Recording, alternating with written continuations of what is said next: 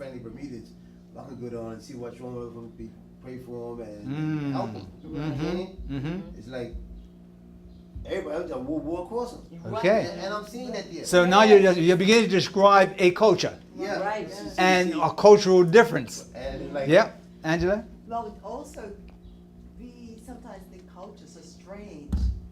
But if we only realize that people, even the religious beliefs, they're born into it. So you can go to a country and say, why did they worship like that? But by virtue of just where they're born, they may be a Muslim. Yeah. So it may be strange, the practices, but we don't understand it. So it's important to understand. And just like the Bible story, the Good Samaritan, that is a representative of cross-cultural evangelism. Right. Yeah, Okay, yeah, good enough. You use the word there, strange. Strange comes from what word? What's another related word? When you talk about strange, a person. Different from what you used to. Yeah. It's not Okay, and what you would you used to, call so a it's person? strange to you. Yes, and what if you use a noun and refer to a person using the word strange, what would you say? It's different. Stranger. Stranger. Right. Okay, so strange is related to a stranger, and a stranger is You. Gotta know. no describe someone who is not you don't know, right? They are not known to you, or maybe they just don't live around these places, right? They come from a foreign land, therefore they are a stranger, right? There's one word. What's a more politically correct word to use for someone who is coming from a different land? A foreigner, and what's another word? A guest, right? Guest sounds a little more palatable, right? Right, softer. And because they are welcomed in our place. So it's not like, oh, they come from over there.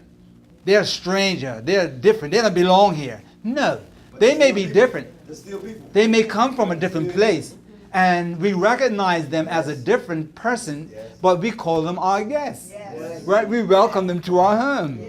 So language and the way we refer to people who are different determines whether we will be effective or ineffective in winning their heart and even having an opportunity to be a bridge to lead them to Jesus. Right? And here's another key word when we're talking about a cross. Right? We're actually saying that some people are in one place and others are over here, right? You know, some people don't even know their neighbor. Yeah, and there's a gap between the two here, Yes. right? And how can you get from here to here if you are got to go about 100 yards and it's just water here? Get a boat or a bridge. Yeah, so you need something to help you, right? Or swim. Something, yeah. That's it. So you want to go from here to here, and guess what? It's not just going here, it's going both ways, right? So we sometimes think that we've got it, right? You need to know because you just don't know how to speak properly, right? So I'm going to teach you how to speak, right? You just don't know how to find happiness, but I'm going to tell you how to be happy. So I'm over here, and I'm saying, listen, you come over here, and I'll give you all what you need. But guess what? They're saying, you come over here, I've got something to tell you too. Yes. Right, so this question of cross-culture goes both ways. And guess who's in the middle? Jesus. Yeah, because we're talking about Christian moving across culture. Because this is evangelism is all about Jesus. Yes. Evangelism is about Jesus. Culture is about our reality, our human reality. At what point, when God created this world, were there more similarities between humans or differences? Similarities. And tell me, what were they? Who were the people, by the way? Adam and Eve. And what were similar? They praise God. They praised God, so they worshiped. Right. They worshiped the same. What else? They were made by God. They were made, so they recognized the same creator. In His image. And they recognize him. Right? Some people created by God don't even believe there is a God. Right? So they recognized their creator. They understood they were made in his image. Right? Anything else? They were Similar. perfect and without Perfect. No sin in either of them. We're talking about the ultimate human reality. Continue. They needed the same existence. They needed the same, say, food or Sustenance. Yep. Right. And what was that? Herbs. Yeah. And seed from the garden. Yep. God gave them. Yep. From the fruit. Yep. The seed, the plant eating, and everything was just from God's creation. And what about what was their main source of life in terms of food? Yes, the breath of life, God breathed into them, but to sustain that, what did God give them? Fruit. Okay, what kind of food? Food, Plant-based. something that they ate, that and guaranteed them eternal life. Tree. The tree, Tree. right? The tree of life. So they ate of the tree of life, and that sustained their life.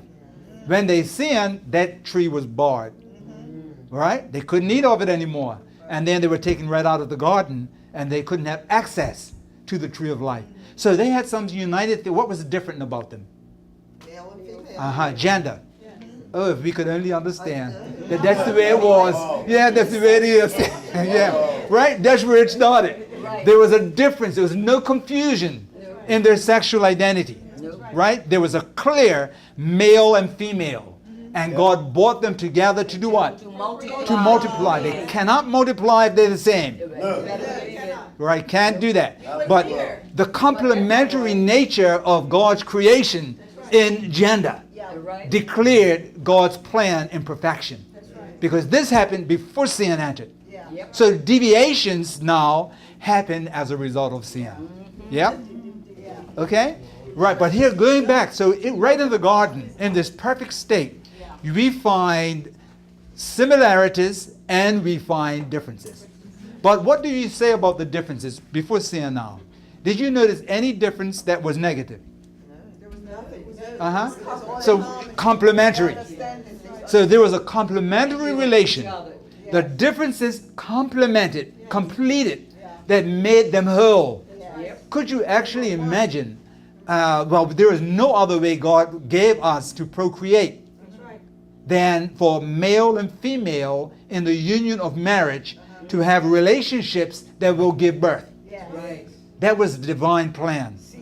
Yeah? So, From the very beginning. yes, from the very beginning. Right. And it was necessary to have harmony in creation. So these were evidences of God's perfection. So when we deal with cross culture, we're continuing a discussion of differences and similarities. So what do we see happening now after sin in relation to both similarities as well as differences? What took place now? Conflict. Okay? Now differences create conflict.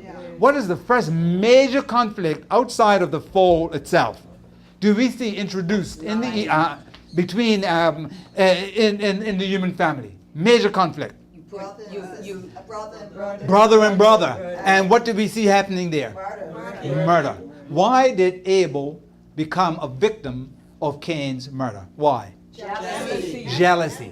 And why are you jealous? Why are you envious? Self. Now, what is it that prompted this awareness? Okay, Satan prompts it, but talk about the human thinking now. What he wanted. The need to be empowered. The need to have power. Yeah. What else? He wanted to be rated higher than his brother. Okay, he wanted to be.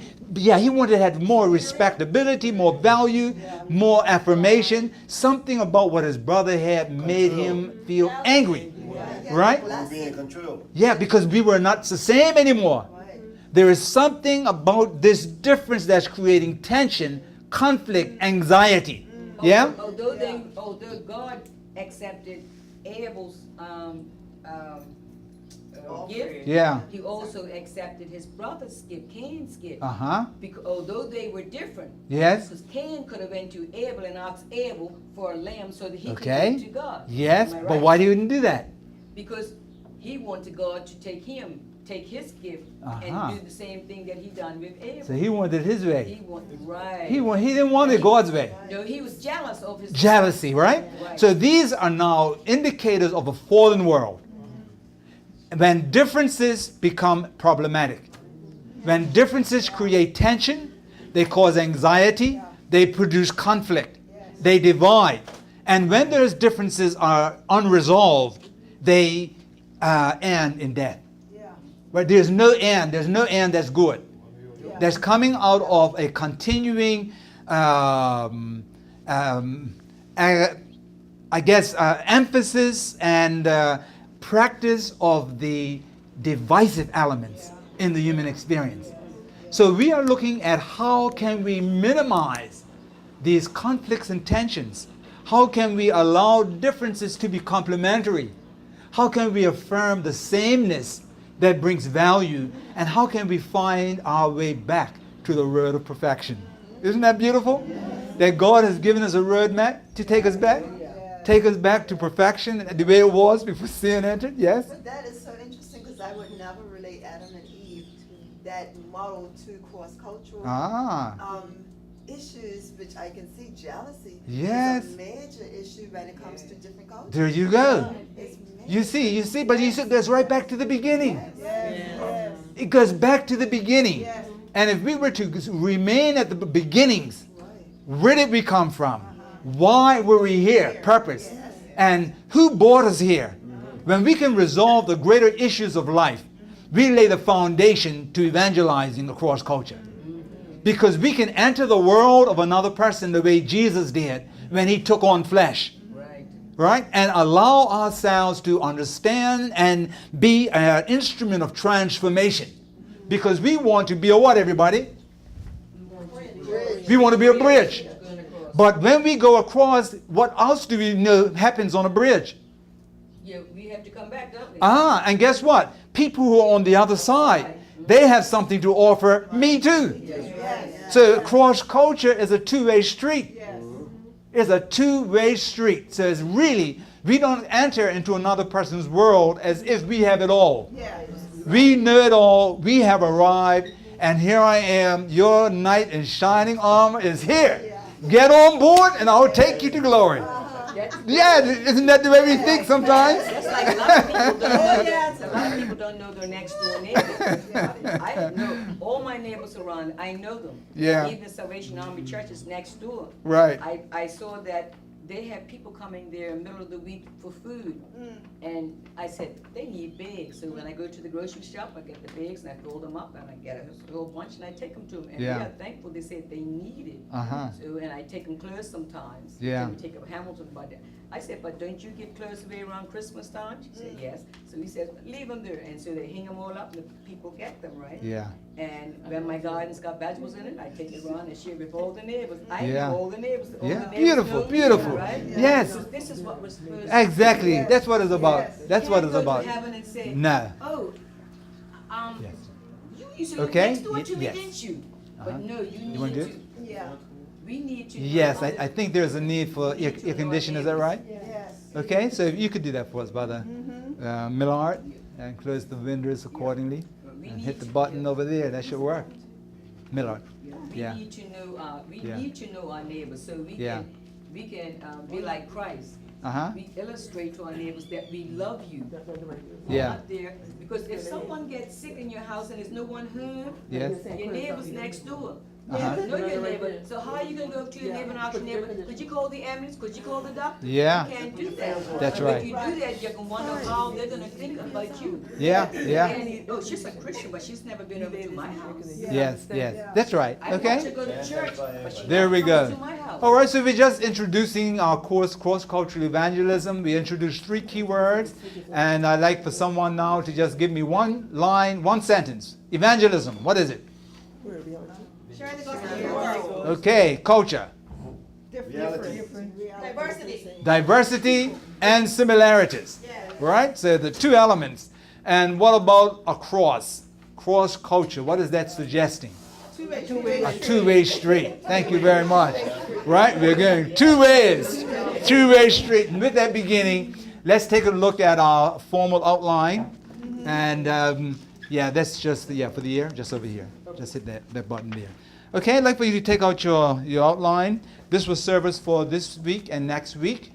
This week we're beginning primarily with theory. And next week we will be engaged in practice. Right? There are a number of exercises that are here. And we'll select some of those next week when we get into our practice. Right? So let's take a look at the outline, the course outline. Are we all there? What is the purpose? Help students understand factors that contribute to evangelistic growth through Christian missionary initiatives across cultural groups and globally. All right, good. So we are now talking about Christian mission. And when did Christian mission start? Christ. Okay, any other thought? When did Christian mission start? At baptism. Okay, that's another good thought. Anything else? When you learn, you go teach. Okay. Began with Christ, began at our baptism. When did Christian mission begin? Suppose I tell you it began in Eden. That's what In Eden. Guess who God promised would come and redeem the human race? Garden of Eden. Who was promised to come? His son. And what was the imagery used in the Garden of Eden? Spirit. The bruising, Serpent, the head of the serpent. Serpent, yes. Right? And the serpent would bruise the heel of the lady. woman, right? And who was the woman? The church. The church. And who was to come through the seed of the woman? Christ. Jesus. And what was Jesus to bring? Everlasting life. Everlasting life. Evangelism. So the message of the gospel was taught in the Garden of Eden. Yes? Yeah? So this work of mission is not a late starting thing. Everything began in Eden. The fall began in Eden, and ever since then, the mission of salvation of the human race started. Right there. And who was the first couple who needed to be saved? Adam and Eve. And did they accept salvation? Yes. Did their son Abel accept it? Yes. What about Cain? No. You see right there, everything was right there. This plan was there, the mission was given, and a response from humans was also given. And the result of acceptance and the result of rejection began to unfold right from the beginning. So this cross-cultural evangelism began right there. Right there. How long did Adam and Eve dwell in peace? We don't have that information. No, we don't. How long it was. Just Yeah. how long he lived with 900. Exactly. And we don't know how many of those years were in Eden. Right? But we do know they were in Eden long enough to understand God's plan and for them to have fallen out of harmony with Him and to have received the plan now to be redeemed. Right?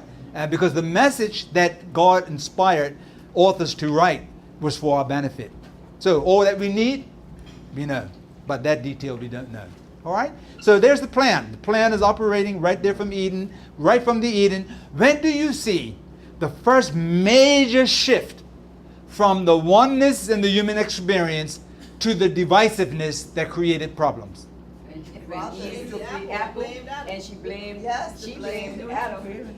Okay. And Adam blamed God for giving him Eve. Said, Yes. the woman that you gave me caused me to. Okay, so we see the heart of it right there in that fall and that relation to God's plan and human choice. Right. But now, after that, there was a major event that took place that not only limited to the family. What we are seeing in Eden is conflict between the family. And that's where the tension starts, even today. Yes. And so interesting to know that two things that came from Eden that are major and significant are still being challenged today. The Sabbath and the family. Marriage and family and the Sabbath. Both of them are very significant elements of society today that have been attacked. Right? And we know more recently the Sabbath. Not the Sabbath, but the marriage has been under attack with a shift from the traditional family of male and female to a variety of options that are determined by an individual. Every individual can make your choice and choose what you want to think is okay for you. And the list is so long with exactly. Yeah. It is. You're right. But we have to go back to the beginning to find the solution to the human experience and what is best. All right? So now, leaving the conflict in the family, can you recall any incident, event in the Old Testament where it reveals that the human family now was significantly divided? Yes. Definitely the murder of Abel. Okay. I would say also, And that's still family. and I say to a greater extent, Babel, the Tower of Ah. Babel, that was a major. Here we go. Here we go. The Tower of Babel. This is now what was dividing families began now to divide community. And God is saying the way you are going is not good. And I'm not going to allow it to happen. And so their attempt now to be their own savior. And do we find ways today that humans are trying to save themselves? What do humans use today to make themselves seem like we're in charge? We got this thing down. What do they do today? Politics. Okay, we do it through government, politics, money. Big money event happening in Bermuda right about now. Money is great. Yeah, money talks, doesn't it? And it's really Oh my goodness, money talks. Money makes things happen, right? And some money is their God. That's it. Yeah. That's it, right? Science, right? Science and wealth. These are the things that humans can put their hand on, and they say, I could do this so well that maybe I can solve some real problems in life. Only give me a chance. And this is what happened at Babel. Even religion. You see, this was the base of the fall of Babel. They were into this scientific construction that would be outlive or really show us a little thing or two of how to put together engineering. Yeah. And they were on their way up. Right? God stopped it. God divided the languages, and with the different languages, people were dispersed across the world. Yeah? Okay, so we're talking about now major division, separation of humans, motivated by a desire to self-serve over than worshiping the true God. Okay? We're beginning to look at some of the conflicts now and the problems that cause challenges across culture. I saw a documentary recently, and it was about a mission to Mars. And one of the scientists said, we have to go and see that human life can be sustained on Mars because the human race is going to be extinct. Yeah. There you I go. said, good night. There you go. Yes. Yeah. So what humans are discovering is our inability to preserve ourselves. Right? We cannot solve our human problems. We just can't do it. They're trying to be their own gods. Trying to be our own gods, right? So we are recognizing and we accept as Christian, there is a solution to the world's problems. There is an ultimate solution. It's eternal life. But there is a path that leads to that eternal life. And that path is through who's in the middle of that cross? Jesus. Right? That bridge. That bridge now is Jesus. We only happen to be associated with him.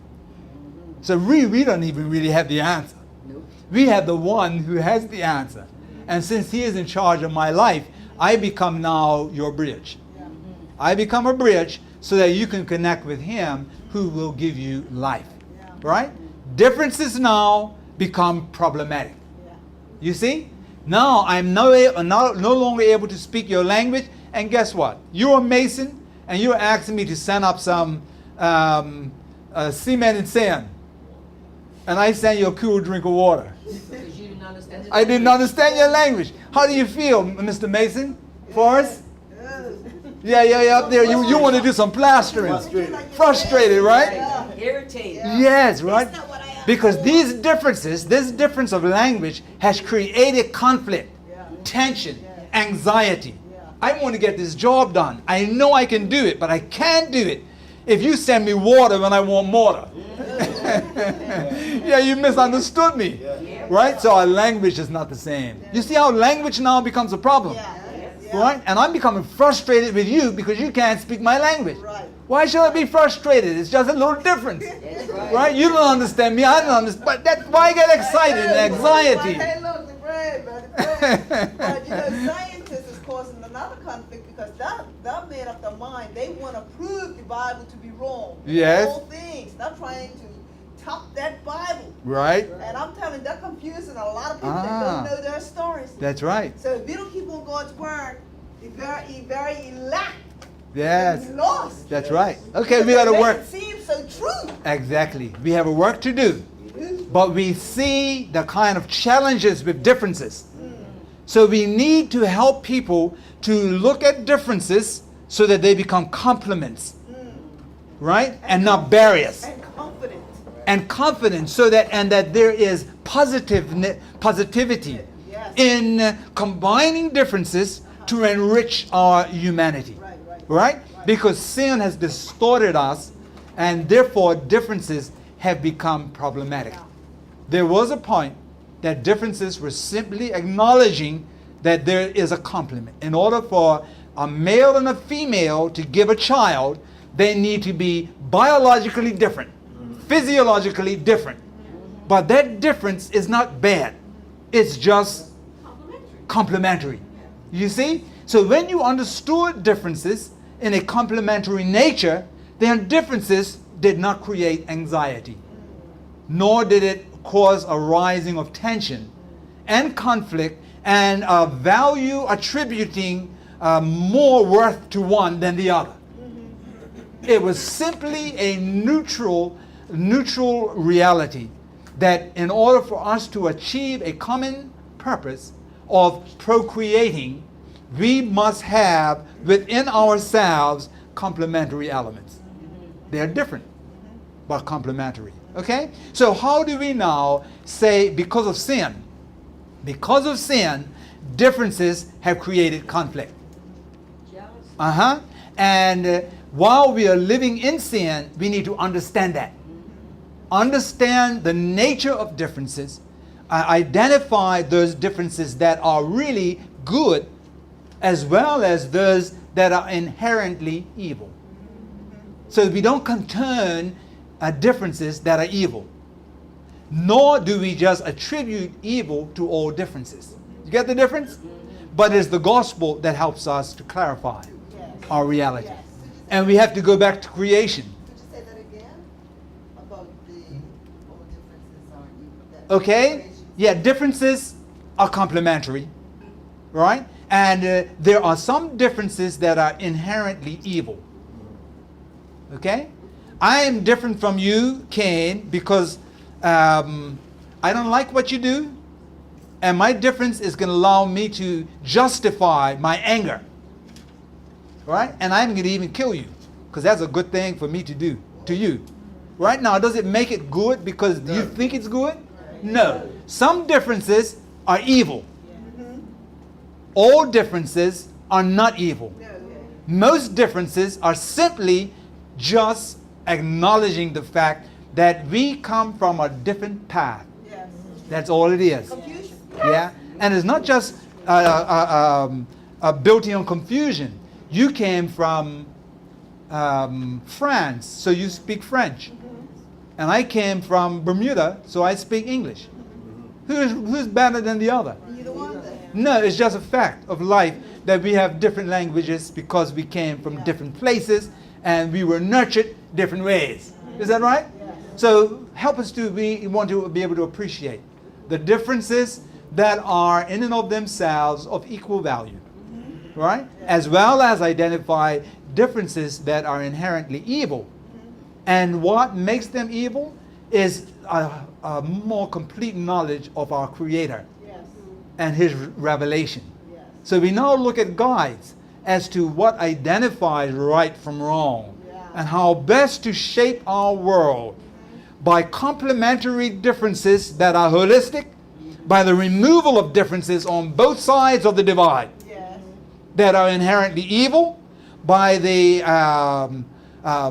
affirming and popularizing of our similarities that make us one, that are good, so that we move from this state of imperfection back to our Edenic state, the pre-sin condition before the fall, all happening because of the cross. Yes? She speaks Spanish. You can learn her Spanish, and she can learn your English. There you go. So you get both sides, the two sides of that divide, right? We're going together. So we're looking at the purpose, helping the student understand factors that contribute to evangelistic growth through Christian mission initiatives across cultural groups globally. And we talked about Christian mission going back to where? Where did Christian mission start? Okay. Right, and when does it end? When Christ comes. When Christ returns. Right? That's the conclusion now. Those who have accepted the gift now receive the reward. And when that reward is delivered, Jesus comes back with two categories of reward. What are they? Eternal life and Uh-huh. And eternal death, right? He says, let those who be unjust still. Let him that is holy be holy still. Behold, I come and my reward is with me. Which means that when Jesus comes, the decisions for eternal destiny will have been settled. Already settled. Too late after that to decide which side you're on. Okay, so when that happens, the mission will have been accomplished. Because the mission is to restore within us the perfection in which we were created. Right? When the character of Christ is restored, reproduced in us, he will come to claim his own. Yes. So the process of this mission is to make us like Jesus. Yeah? So we receive the gift and we follow the teachings of Jesus to perfect the character of Christ and to become more and more like him. And in the process of experiencing the change ourselves, we become instruments of reconciliation. We become bridges so that those who have not yet found the Savior can find life. Right? To wit that God was in Christ, reconciling the world unto himself, and has committed unto us the word of reconciliation. 2 Corinthians 5:19. All right? So it's all about missions. It's all about missions. And we want to talk about it. The Old Testament stories and the experience of the covenant people of Israel were a part of the mission. The New Testament experience, once again now, it was another phase of the mission. And after Pentecost, the establishment of the Christian church and its movement throughout history was now a continuation of the mission. We are at the end stage of this great mission, being God's end-time people. And we have a special message to deliver to the world. What's the summary of it? What's the summary of it, of this end-time message? There was two great commissions Jesus gave. One was at the beginning, yes. Yep, it's in Revelation. Teach, baptize. Okay, that's the beginning, right? Go ye and teach, preach. Yeah, that's baptize them. Right, that was a universal message. You notice that? Right. Matthew 28:19. So it's come out of Babylon. But what's the heart of the message of Revelation? Where's that found? Revelation 14:6-12. That's the heart right there. Right there, right smack in the middle of the book. And that there's missions, there's visions right at the heart. The tension between God's faithful and those who attack God's faithful. And the faithful are identified by their message. And the message is most clearly summarized in Revelation 14:6-12. So we have this message. And guess what it begins with? What do you see the first angel doing? Flying. Having what? Having the gospel. And when did the gospel start? Eden. Back in Eden. So the same gospel that was introduced in Eden, that was affirmed when Jesus came, that was declared by Jesus to go out through his disciples, that was taught by the disciples from Pentecost right through the ages. That same gospel is now declared by the end time. By the end time, yes. Right? No new gospel. No new gospel. What's new? Is it true that there is nothing new? Was there anything new No. about this revelation message? No. And you say no. Interesting. In verse 6 it says, And what makes it different? Yeah. Because Go ahead, Carol. I saw another angel flying in the midst of having the everlasting gospel. Okay, now the everlasting gospel, was that new? No. So anything new? Keep on reading. See if you find anything new. Go ahead. Preach unto them that dwell on the earth, Yeah. and to every nation and kindred. Okay, to every nation, kindred, and tongue. Was that new? No. Okay, so the message was always global. yes. Okay, all right, continue. And people, Yeah. saying with a loud voice, fear God and give glory to him, for the hour of his judgment. is Okay, come. fear God, give glory to him. Is that new? No. Okay, what about the next part? For the hour of his judgment is come. The hour of his judgment has come. Is that new? Yes, it is. What is the tense? What is the tense of judgment here? Present tense. Was the judgment always present tense? No. Okay, in the days of Paul, was it present tense? Yes. Did not Paul say that God has said he has appointed a day in the which he will Judge. judge the world? Did he not say that? Because what What was that tense? What about in Daniel? What was that tense, by the way? That's future. Future. It will happen. Right. So right now I'm talking to you, it's not happening. It's something for the future. It's coming. And you go back to Daniel. It's coming, yeah. Daniel said, unto 2,300 days, then shall. You see, and the cleansing of the sanctuary has to deal with what? The coming of Christ. Judgment. Yep. Now Miller thought it was the coming. That's why he thought he was coming in 1844, at the ending of the 2300-year prophecy. Did he come? No. Really? Did he move? Yeah. Yes, he went What did he move? Where did he move? from the earth to the holy place. We have Okay, the- so he moved his phases of operation. And what was he moving to? Judgment. Judgment. Okay, you got a picture now. So prophecy predicted a time that judgment will begin. Yes? Yes. And now in Paul's day, it was a future reality. Yeah. But in John the Revelator's day, it's a present reality. So, the question again, is that element different in the message of God's people? Revelation 14, 6 to 12. Yes, It's he's the matter of... telling you to get ready. It's like it's the conclusion. Okay, but is it different? What makes it different? More urgent, Yeah? The time. more urgent. The time. Okay, what time is it? You're at the turn End of time. the- Okay, can you identify the time? Can you identify the time with the date? It says They're the not hour. connected to No, signs. you just said, You oh. just see the sign. Unto 2,300 Yeah. days, then shall the sanctuary be cleansed. Do you know a date No. that began? No. Yes. You do not know a date that the judgment began. 1844.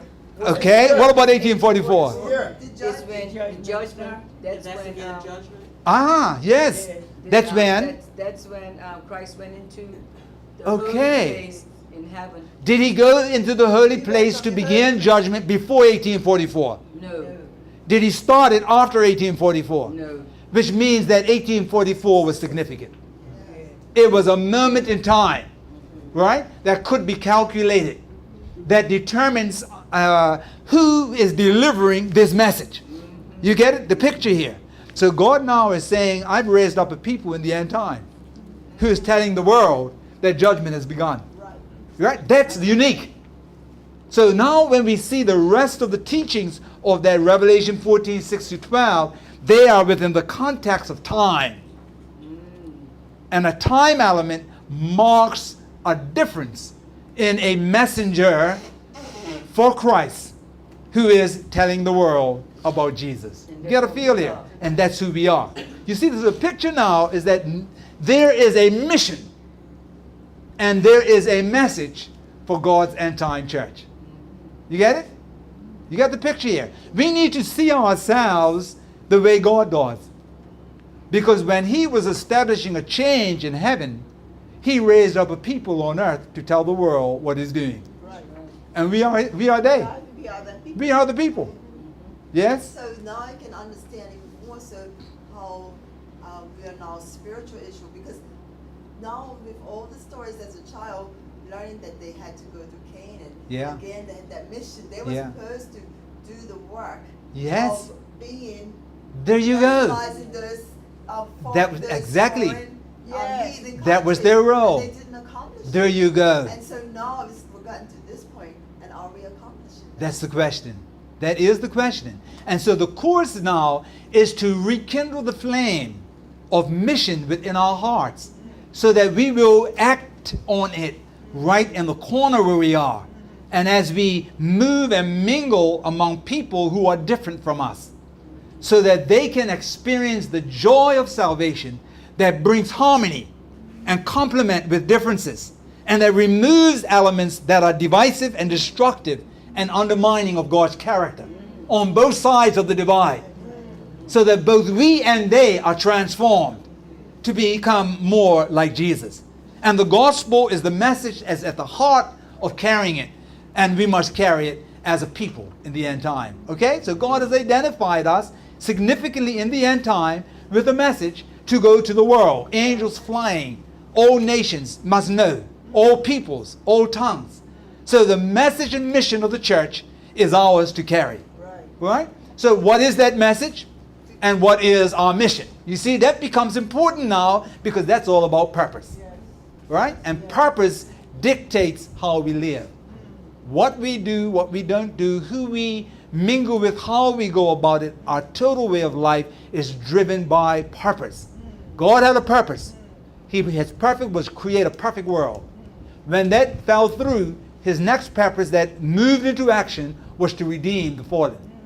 And that's the human experience, the plan of redemption. Right? So let's not take for granted and nor let us limit and minimize the significance of who we are and whose we are. Because we are purchased at a great price. Right? And God invites us to invest the time, the effort that's needed to move outside of our comfort zone. Right? To reach people who are on the other side of the divide. And sometimes it requires sacrifice. And Jesus showed us how to do that. Right? He took on humanity, the incarnation, so that we can become one with the Father. So why shouldn't we be willing to sacrifice and invest our time, our effort, our resources When he gave his life for when he gave his life for us to move across the divide? That divide could be in our neighborhood, right? Divide right in our country, but worldview is just all over the place. And certainly it is a divide when we leave our country and go to another one. Right? And are we willing to be able to step into another person's world, put on their shoes, and walk where they walk, talk where they talk, eat where they eat, live where they live, be who they are, so that we can lead them through us to Jesus, so they can find life. Isn't that what it's all about? Cross-cultural evangelism? That's what it's about. Differences, similarities, minimizing those differences, making them complementary, moving away that which is detrimental to both of us, and together becoming more like Jesus. Restoring that image so that he can come back and take us home. Right? Isn't that great, Angela? God is good. Yes. So, you know, years ago, when I was living in St. George's, I had this weird dream. I don't remember what the other part was, but all I saw was 3 angels had the trumpet. Yeah. And had flags. I couldn't tell you what was on the flags, but they were flying across the ocean. And I said, what is this, Lord? And I got up and I went to the window and I looked out the window. And I said, it's dark out there, but it was daylight where the 3 angels were flying with the flags. They were, one was here, and one was here. They were like where they were in steps. Look at that. Beautiful. I've never forgotten that. Beautiful. Those pictures just help to reinforce the truth, right, of this message of Revelation, right? And God has called us to it. Let's look at our outline here, just a little more. You see the objectives? Okay, you want to read that? Review how Christian world missions.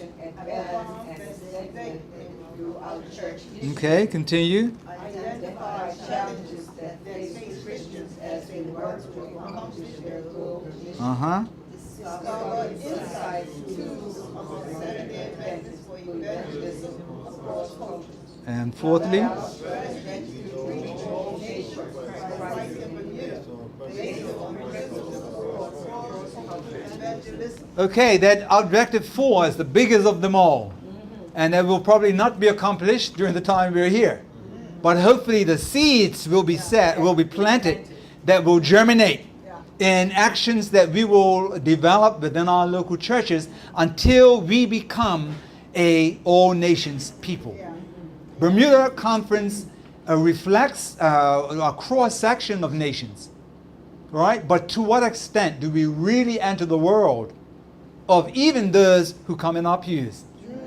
The wealth and the richness of diversity is among us, but we operate maybe with a total unawareness of what they really are. And so people are sitting within us and by us with elements that can enrich our humanity, but we never tap into it because we don't even know, and we may not even care enough to discover. So what we're saying is, how can we care enough and let us discover the richness of what is around us by just understanding more about Sister Brown, and Sister Brown understanding more about Pastor Gibbons, and so that we can all become really better people by the richness of our diversity. Okay? Day one, we want to look at some definitions, some Christian world mission, Adventist world mission, and I want to say a little about my mission experience and that of my family. Day two, applying principles for cross-cultural evangelism. We'll begin discussing a couple of those principles, and then we will be having different kind of interactive discussions, dialogue on how best to put those into practice, right, in our evangelistic overview. Okay, any questions on that?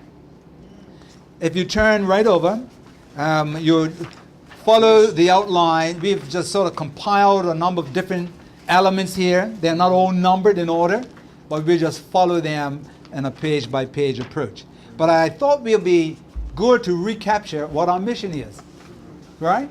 Because since this is all about purpose, it's really about purpose. If we don't have the same purpose, we are not going about it the same way. Yeah? But if our purpose is clear, then we know what's driving us across culture. We all need to be interlocked together. That's right. Yes. And purpose is what does it.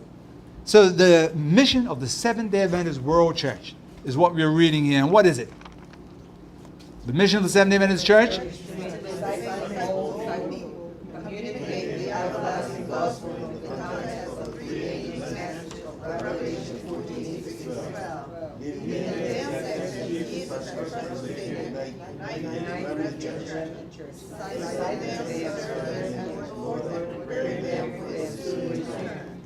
Okay, is this a mission that has led you to become a Seventh-day Adventist?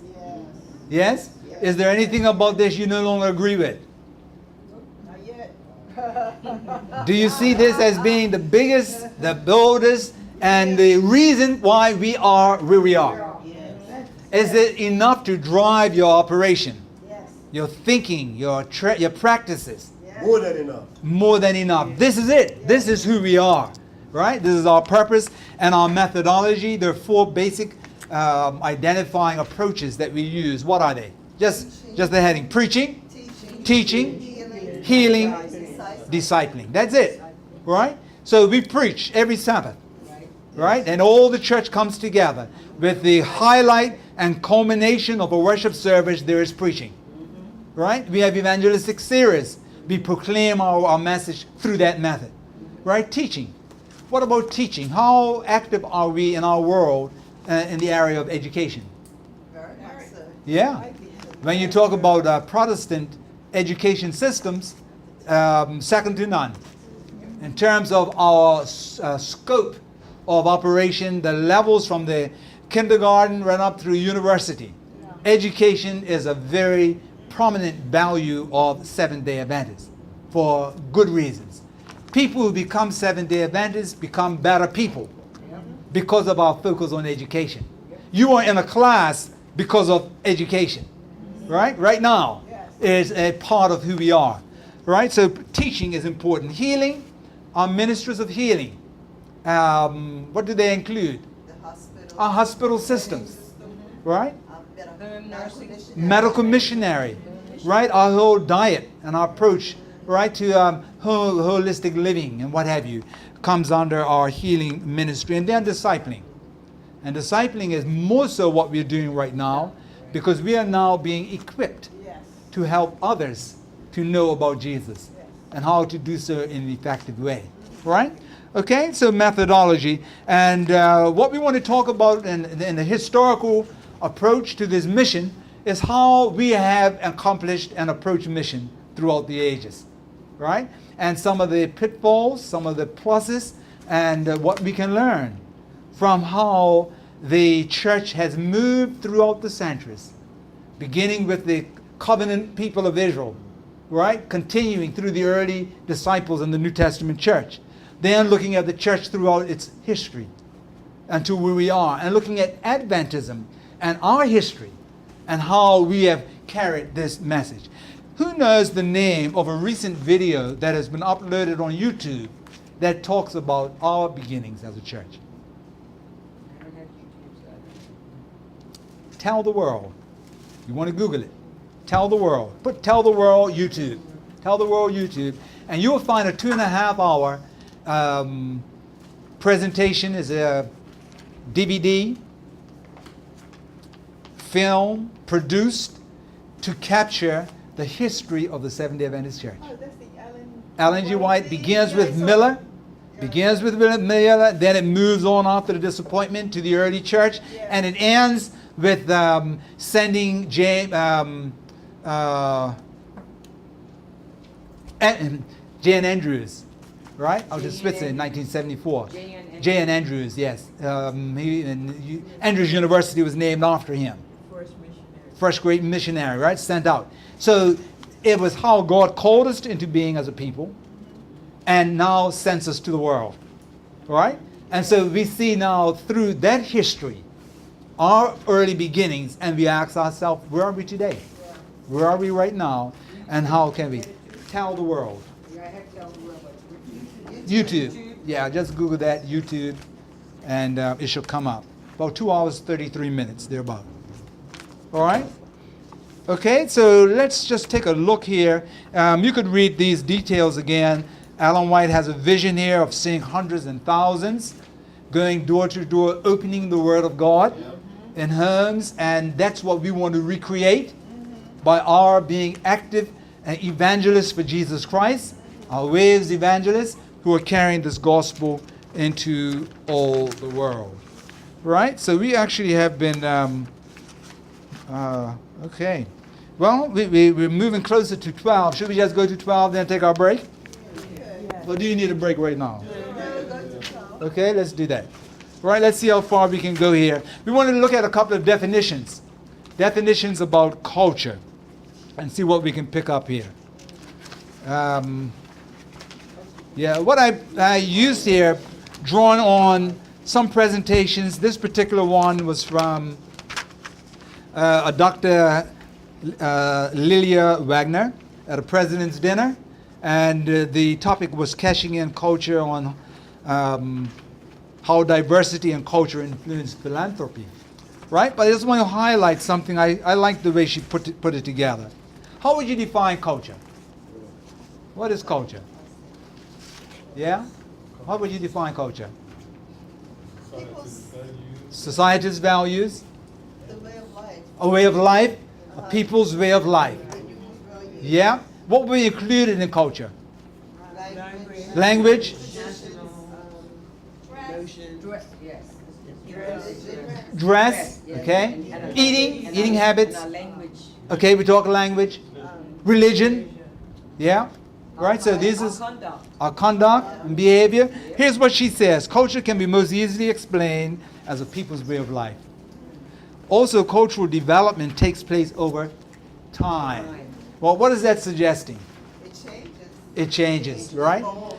Was Bermuda always the way it is right now? No. What are some of the ways that Bermuda was different? It was more polite. It was Okay, more polite. Yeah. Horse and buggy, so transportation was different. Train, yeah. No TV. Okay, right, very simplistic No life. TV, and yet the parents knew everything we done before we got home. And they Ah, interesting, yeah. So the grapevine worked, eh? Yeah, that connection was quicker than It's still bugging me texting. to find out how they died. Yeah, yeah, Lynn? Back in the day, people helped one another build their own. Uh-huh. yes. Okay, there was a greater communal involvement, ownership. Some still do it today. Some do it, but not as much. Also, Yeah. live with, The structures have changed. also, Yeah, people live with their families, so it was more of the extended family. yeah, In the home. right. Okay, And we were More more closer. okay. The moral compass Yeah. was earned. Would you say that most young people know about Jesus today? No. No. Would you say that most knew it in the earlier years? Yeah. Yeah, We were more closer. right. We loved each other and we came together as a community. Okay. Community. And who went to church? Everybody. Everybody went to church. Yeah, children went to church. Yeah. Okay, how many go to church today? It's a different world, isn't it? So culture has changed. You see, Yeah. on Sunday, they say, well, okay, I'm in Sabbath school and church. Yeah. Mom and know them. And they got Sunday, they just fall away. Yeah. But Okay. when they get out to the world, it's Yes. then they decide to come back. Okay.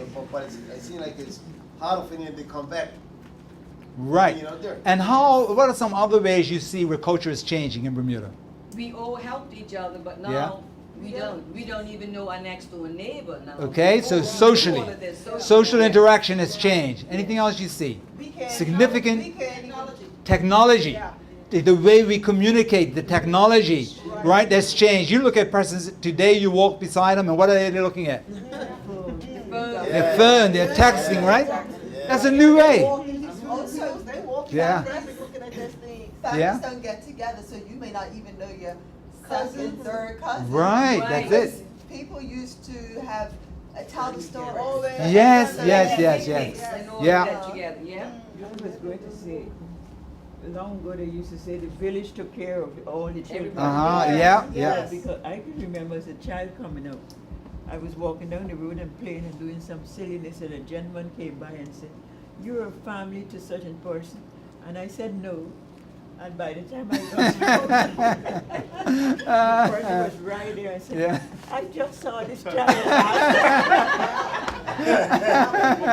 Yes, yes, And yes. she Each said, other. Right, she right, was right. related. Yeah. My grandmother and grandfather, well, Yes, they do. you don't forget those Right, things. that's right. Yeah. Culture was much different. There you go. Things change. And that bears out what was said here. Culture development takes place over time. There are some things you would want to be the way they used to be. But some things will not go back there. Right? And change is the operative word in culture. Changes will happen.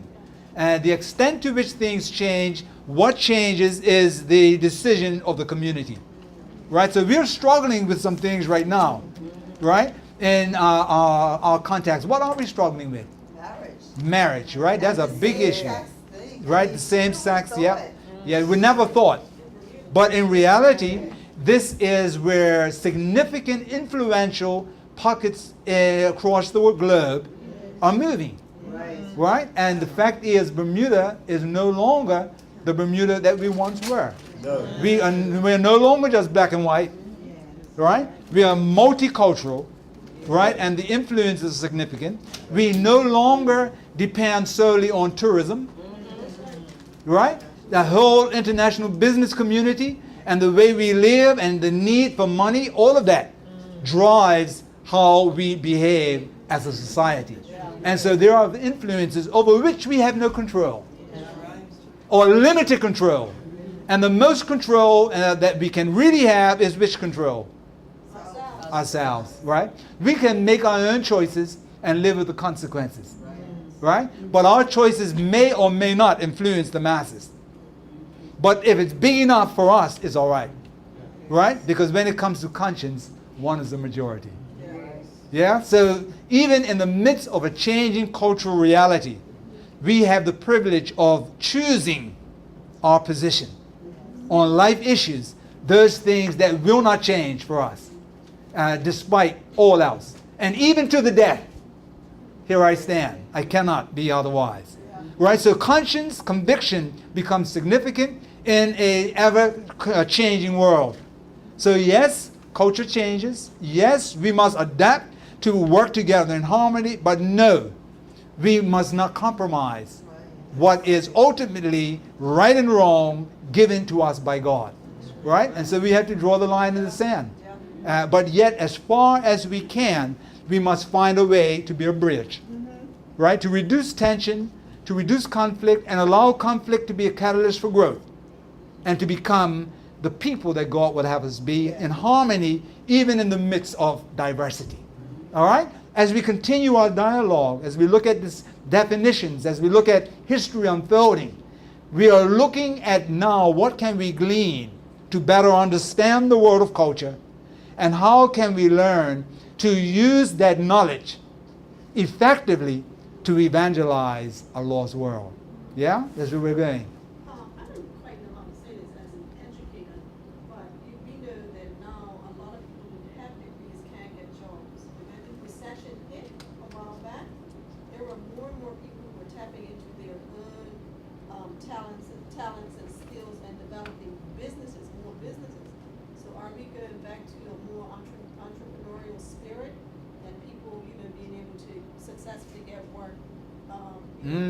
higher education. Where's education today? Yeah. They say once you have a degree, you'll always have it. That's Yeah. what the old cyclical Yeah. saying. But the entrepreneurs are growing more and Yeah. more in our Yeah. community. Yeah. And that's an interesting observation. What do you do when things don't stay the way they used to do? And it's insufficient for us to have a quality of life that's desired. We have to change. And we have to look within ourselves and look outside of the box to create new opportunities for meaningful existence. And the entrepreneurial spirit is one that drives creating newness based on the demands that are new. Right? And so, yes, we have to creatively find ways. That again, because Yeah. back in the day when they had the tax, Yeah. so a lot of people come like make up their own business. Yeah. stuff Yeah. like Yeah. that. Yeah. That's why they shut it down. Yeah. They shut it down, open up the college. Yeah. But now it's like it's coming back around now. Everybody's That's getting it. to the end. That's it. Like I said, entrepreneurs, but do the Yeah. thing. Yeah. And back into that deal. Exactly. They know, Yeah. and not getting the help that they need. So we begin to see some of the spillover benefits of this course. Yes. That is basically one of going cross culture to evangelize, but it's really a course about understanding the human experience. Right. And those things that divide us as well as those things that unite us, and knowing how best to navigate the world of this diversity in a way that we can make positive contributions for ourselves, for our family, and for the larger community, ultimately for the nations of the world. Okay, definitions. Culture strongly influences how one behaves and how one understands the behavior of others. Agree or disagree? Yeah? Sometimes we can't understand the behavior of others unless we knew exactly what caused That's them to right. be like that. That's it. And that's why this cultural awareness and this diversity thinking is so important. Because we can't function in a world where people are different as if we are living in our own corner all by ourselves. It's not true. It's not real. Right? There's a bigger world outside of our world. That's right. Right? So we have to go outside of our thinking in order to be able to relate to others in productive ways. Cultures vary in the behaviors they find proper and acceptable. Now, here's a value judgment now. I immediately think of ISIS, Uh-huh. torment that they are creating in this world. Yeah. What is their purpose? Ah. How do we understand Interesting. what they want? Yes. What do they want? They want control. Yes, they certainly want that. They They want, They ah. want control. So now you reach a point of how far do you go with accepting people's differences? Well, you certainly do not accept Cain's action. You see? So there are things that are on a larger scale that we cannot, they are unacceptable. Right? But as far as we can enter their world to see what prompts their action, that's necessary. We can't seem to penetrate their world. Right. So it's an unreached target. It is. And it requires us to really study the bridge. What kind of bridge is needed for us to enter into that worldview? We may not agree with the conclusions, right? But that doesn't stop us from understanding why they are where they are, what's driving them, and to even find some aspect to validate a purpose from their perspective, which is really positive, but yet unacceptable in a larger sense because of a bigger picture we have. But respect is a value that's required for building the bridge. Yeah. Yeah, we cannot stop and say the gay community go to hell. Can't say that. No, you cannot. There's a people. People who love themselves, love each other, and have made decisions based on what they believe is right. As pure, as holy, as loving. Okay, whether you agree or disagree, that's where their mindset is. Some may be very selfish, but many may be truly believing that this is the way. And this is my reality. Why shouldn't I have the privilege of my choices? So we need to walk at least in their shoes to enter their world. To have a conversation that's meaningful. Rather than making a judgment statement from the distance because your behavior is unacceptable to me. right? Love is unconditional. Right. Love is unconditional, right? We may not accept the behavior, but we accept you. Yeah, you are a subject of my love. And there's nothing you can do that can cause me to love you less. Right? That needs to be the beginning point.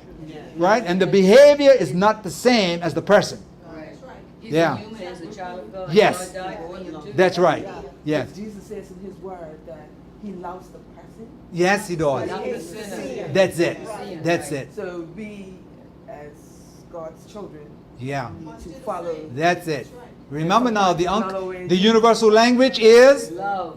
love. Love is a universal language. So whether you're talking about cross nation or just cross differences of opinion and awareness of who am I as a person, love is a universal language. So love people.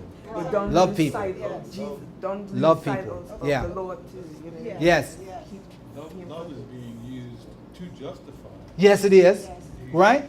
Very much so. And we may differ from the definition of love that is used to justify. Right? But in our true understanding of love, even your false justification is not a condition for my not loving you. I could still love you even though I accept the fact that you interpret love different from the way I do.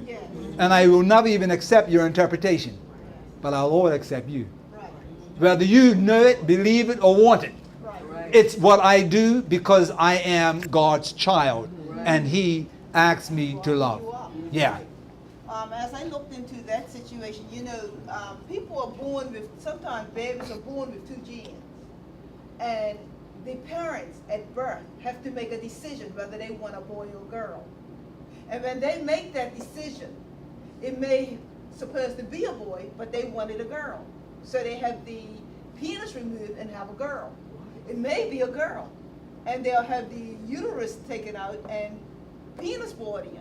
And that gives them a boy. So when they grow up, they are confused who they are. Yeah. Because they know in their mind, psychologically, the way God made them, their mind is telling them who they are. But I feel to myself, the parents should wait until they're old enough so they can find out who they are. And then there's another thing where you get two girls or two boys that grow up together as best friends. And they end up falling in love because they weren't taught the difference of love of a friend and being in love. And these are things that are taking place. And I feel that people are not teaching their children from young about the differences in a type of love. And so You just this open is up. where- You this open is up where- another. this is where a lot of Right. these Yeah. girl, boy things. Yeah. This is where the love confusion is coming into the cycle. Yes. People are not being taught Right. differences in the different types of love. Yes. Because Okay. there is a difference in love. Yes. Right. This conversation can take us into another path, right? It's a good one, it's a necessary one, but the language, the opportunity to dialogue is to help us to appreciate the fact of differences, And this is why we can't right? hate. Yes, we cannot hate. Because And we love our children. differences of interpretation, difference of background, differences of views on origin, all of these create our problem. Yes. But for our worldview, we go back to creation. Yes. Yes. And we know that the identity, sexual identity was clear. Yes. And it was after sin that all the deviations began. Yes. So what other elements of confusion that are created along the way are evidences of a fallen nature. That's what it is. Yeah. See that very bridge there? Yes. That is what is very important. Yes. Yes, the bridge. Yes.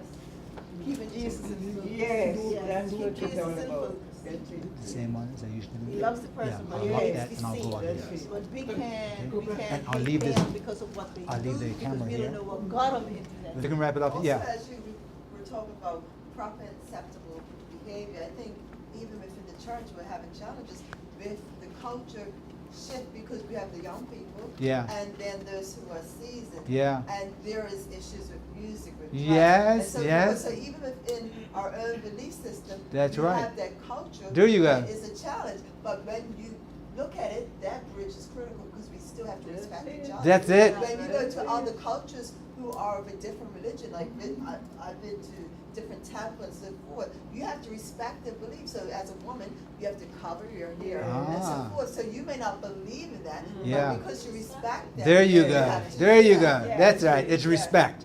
It's respect. And Difference that's proper. is not always bad. Yes. It's not always bad. It's just Take time to it's just understand. different. Yes. Yeah. It's just Hard other to than understand. our norm, right? Okay, so just let's end up with this particular one before our break. Cultures vary in the behavior they find proper and acceptable. Even something as neutral as our evangelistic meeting that we just had. Did you notice any cultural differences that was brought by Elder Morgan? His Ah, culture is different. yeah. His culture is His difference, yeah. And what was the reactions of Bermudians to some things? Some of them came the first time and they asked me, did you hear him? Did you go? I said, well, did you go to him here? Did you go to the end of the year program? They said, no. I said, well, I did. And I go. Yeah. And I've been to the meetings. She Yeah. says, you go. I said, yeah, I go to the meetings. She said, I went that once and I ain't going no more. Yeah. And that's people's attitude. Okay, why? What didn't they like? It was different. It was It was different. different. And something about his approach that was behavior that was unacceptable. You get it? To her. Yes. Was it wrong? No. What made the difference? That's his culture. Culture. Culture. That's what it was. Culture made the difference. It was, that's all it was. Right? It was differences of culture. What was normal and expected if he were in a West Indian communication group, probably would not even give a second thought Right. to some of the things that we raised our eyebrows to, Because that's normal. because that's normal, right? So it's different. So why couldn't that person get beyond the difference and listen to the message? Okay, now why? And why would you say they couldn't? Because they were fixed on the preacher. And were they're- fixed on the person. And they're Uh-huh. looking at because And they're they- not used to that. And they hadn't They're come used to the this cross-cultural evangelism class. Okay, all right. Yeah, didn't go across the bridge. Didn't want to go across the bridge, right? They got stuck on the image. You see how important it is. Yes. And the eyes just stared. There you go. They were prejudiced. They were prejudiced. And they Uh-huh. So all these languages and all these insights are insights that are of value to cross-cultural evangelism. Right within our very own church. Someone who is an ordained minister comes in and all of a sudden all kind of questions are raised by certain ones who find a practice, a behavior unacceptable because it's different from their norm. No understanding and no desire to invest in understanding. They are more quicker to retreat and say, I will not be a part of it. Why would they want to separate themselves? To do what? What happens if I separate myself? So I'm protecting. I'm protecting myself, so I want to circle myself with those who are like me, who think like me, who talk like me, eat like me, behave like me, who really are my friends. I'm in a comfort zone. Don't push me out into a big world that is different. Because there's too much anxiety, there's too much hardship, there's too much conflict, too much tension. I don't want it. Yeah, but you can't grow. You cannot grow because growth demands friction. Friction is a part, tension is a part of growth. And we allow it to happen so that we can mature. Right? We can mature. Carol, talk. Because I mean, the thing is, in heaven, Yes. it's going to be all different cultures. It's going to be all different nationalities. Yes. It's not going to be just 7 Eleven. It's not going to be just Uh-huh. English. It's not going to be just French. Right. It's going to be Yes, all that's what it's about. reading together down here. But in all thy wisdom, get understanding. That's what we want. Get understanding. Last night I was watching Pastor Amanda's preach Yeah. at the, what you call it, just had in the States. Uh-huh. And he was preaching. Oh, yeah, and yeah, yeah. people were standing up while he was preaching. Yes, yes, And yeah. they were shouting amen, Uh-huh, and yeah. they were encouraging him. Yeah, yeah, yeah. And I'm saying, but if they brought that in Bermuda, I don't know what the people would do. The people, 3/4 of the church was standing up. Yeah, They yeah. were so happy and they was acknowledging everything he done. Right, right, right. And so they showed how they expressed their love for God and what he was saying Yeah. by their actions. Some of them were saying amen, some of them were sitting, but they stood up. And I they said, man, that is awesome. They brought dirt to church in Bermuda. There's guys standing up like that. Right. The church be walking out. That's it. Because they don't a lot of people don't understand culture. Yeah, yeah. They don't understand it. That's right. And that's why we are talking about it. Understand culture so that we can be effective in receiving the gospel as well as delivering it across these differences. Let's take this final one. We can wrap it up. A brief quote, Sister Mary had a comment. I saw a quote in the back of the World Gazette back in the early 90s, and the author was unknown, and it simply stated, to grow is to change is to grow. Beautiful, beautiful, beautiful. Now, I was about to say that too, Beautiful, because yeah. if you keep doing what you've always done. Ah. You don't go nowhere. Oh, yeah. And you do what you've always done. Yes? Then nothing changes. Nothing changes. That's right. Yeah, so you can't expect to get different results by continuing the same behavior. No. Something's got to change. There's insanity. That's insanity. Oh, yes. I was just going to say that, we tend to judge people by our own values. Yes. That's how we judge people. Yeah. Even when you talked about the gays, because of our values. But, they all need love just like we do. Yeah, that's right. That's right. Okay? Culture is to a group what personality is to an individual. Get it? Culture is to a group what personality is. How many of us would say that we are sanguine in personality? How many will say that maybe you're probably more melancholy? Yeah? And how many would say that you are just choleric? Just driven? Just want to get things done. Yeah, so right away we have identified different personalities. That's what we are. Is one personality better than another? No. Is one right and the other wrong? No, It's different. And so we complement each other by allowing personality types to be in relationship with each other. Now, if you just want a boring life, then just stay with people who are just like you. Right? Yeah. No change. No. So a little bit of friction because of differences is all right. Because it helps to bring out that element that may not be naturally yours. And you grow. We grow by the complement of others with their personalities. Same with groups. Groups have culture. Adventist culture. But now Adventists have subcultures. You can just write in and do all of our 12 congregations worship exactly the same? No. Yeah. Will the worship in any of our congregation work well wherever we go? No. Can we transport the culture of, well, let's say, you give me a church. Restoration. And where might you say that might be easily or a little more difficult to transfer that same culture of worship? Okay? Probably it'll be a little difficult at Warwick. Why? Because probably it's more conservative. Okay, so you're looking at conservatism, you look at traditional worship, contemporary worship styles. So these differences now that have been formulated over a period of time and now become identifiable. And this group is known this way. And some say, well, I will not go there because I don't want that. I like this. Is that a right or wrong choice? No, it's their choice. It's a different choice. You see? What is the sameness about all of our churches?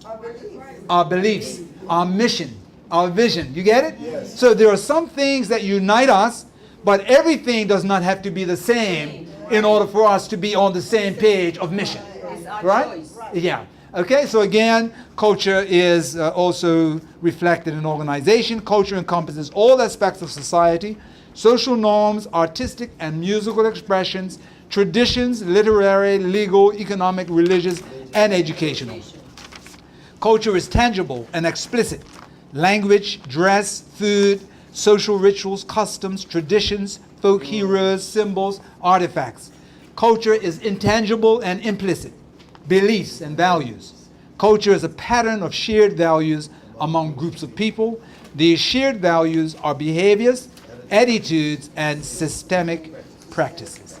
Here are a few concepts about culture. After the break, we will continue. We'll look at some aspects of embracing diversity, how to understand and reach people of all cultures. With that, let's take a break, and we'll see you at 12:30.